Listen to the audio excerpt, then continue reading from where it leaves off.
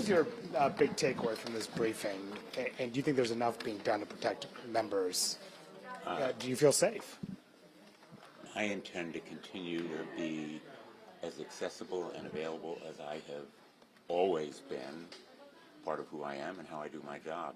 But I understand that a lot of members and everyday Americans are scared about the increasing scourge of political violence in this country, and there plainly is a need for some greater security, not just for us as public officials, but for our entire society against this spreading scourge of extremist, largely right-wing political violence.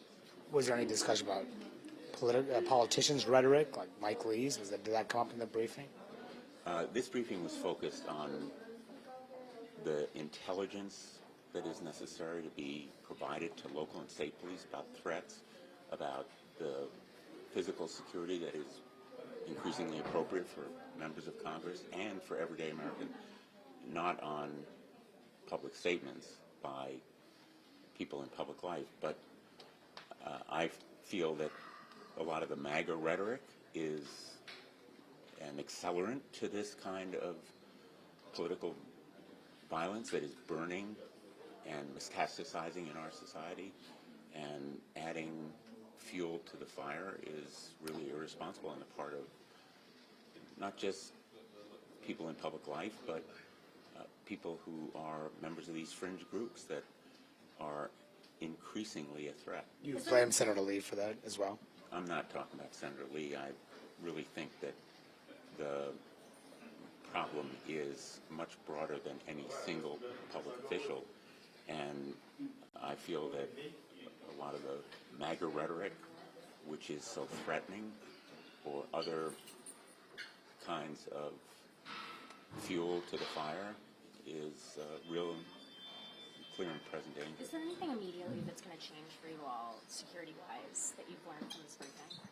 I'm sorry? Is there anything immediately that's going to change for you all the senators, security-wise? We're certainly looking at the kinds of physical security that would make people more comfortable going to parades or public functions, whether it is someone going with us.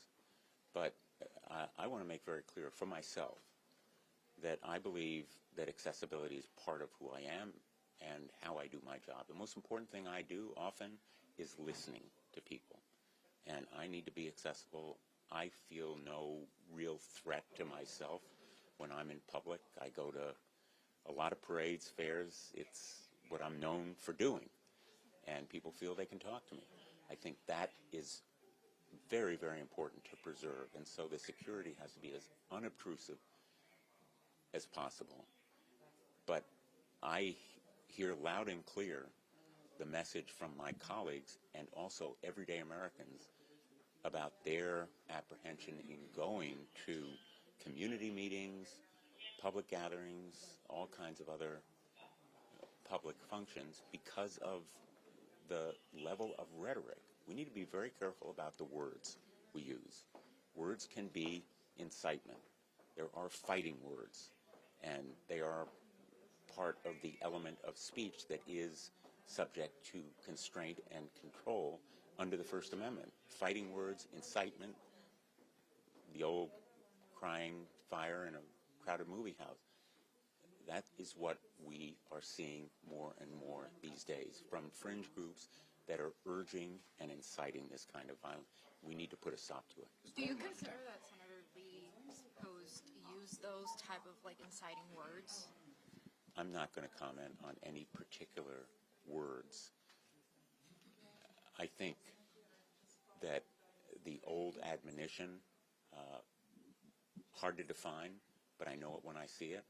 I think a lot of us know it when we see it, and I think it is reprehensible when it has the effect, and it is a knowing effect, that it may incite this kind of violence. We have a responsibility as public officials to be really careful at this moment in the words that we use, because they can be instruments of hate and also incitements to violence. And I think we need to be very vigilant, and some of my colleagues need to be more careful.